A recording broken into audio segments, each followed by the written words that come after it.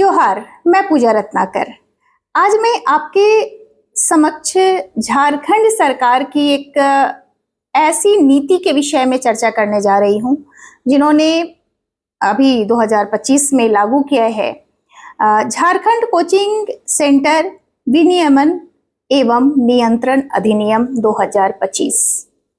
जी हाँ, Jharkhand coaching centre संगठन जो है उसके लिए कुछ खास कानून बनाए गए हैं। सबसे मजे की बात, इस कानून के निर्माण में जिनकी अहम भूमिका है, मतलब कोचिंग सेंटर वालों को कहीं जोड़ा नहीं गया, उन्हें बिठाया नहीं गया, उनसे विचार विमर्श नहीं किया गया। अब चलिए आइए क्या क्या इन्होंने बनाया है, बहुत संक्षिप्त में और कुछ मैं जानकारी देने का प्रयास करूंगी। पहली बात कि पहली बार उल्लंघन करने पर जुर्माना। अगर आपसे कुछ गलती हो जाती है, कोचिंग चला रहे हो, अगर कुछ गलती हो जाती है तो जुर्माना के रूप में आपको 5 लाख रुपया देना पड़ेगा। जबकि बिहार में है आपका 25,000, यूपी में है 50,000। ठीक है, अब आइए, अगर बार बार आप उस गलती को करते हैं तो आपको जुर्माना, झारखंड में अगर कोचिंग चला रहे हैं तो कितना देना पड़ेगा? 10 लाख। अगर अदर स्टेट में है तो 1 लाख, चाहे वो बिहार हो यूपी हो।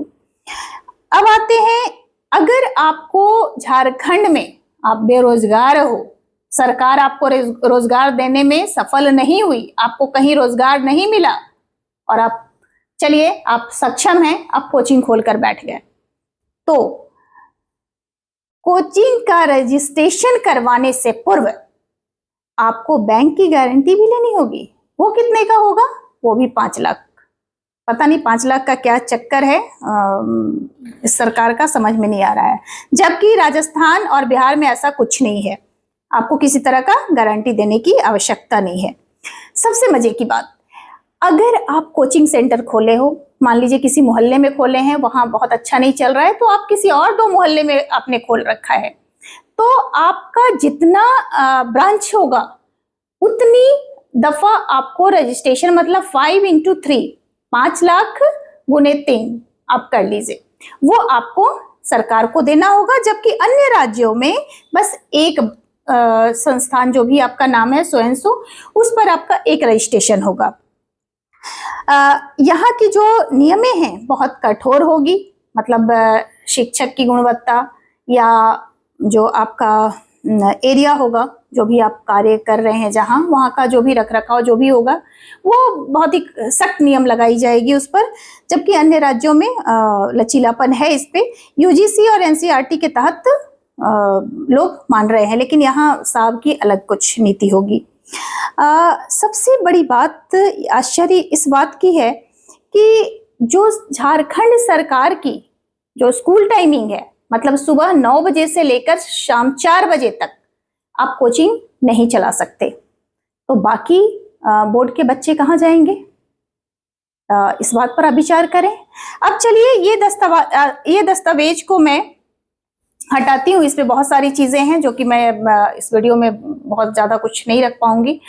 जब ये कानून पारित हो रहा था, जब इसे सदन में रखा गया, तो सभी पार्टी के लोग होंगे ना, चाहे वो बीजेपी हो, जेएमएम हो या कांग्रेस हो। क्या वहां शिक्षित वर्ग की कमी पड़ गई थी? आखिर वो क्यों नहीं इस विषय पर मंथन किए? क्यों नहीं कमेटी में कोचिंग संस्थान के जो भी उसके हेड होंगे, उनको क्यों नहीं बिठाया गया? हर जगह इस तरह का जब भी पारित किया जाता है अधिनियम, तो उस विषय के विशेषज्ञ को, कोचिंग सेंटर जो चला रहे हैं, उनके इस एसोसिएशन से किसी न किसी को उनको बुलाना चाहिए था, लेकिन झारखंड सरकार ऐसा नहीं की।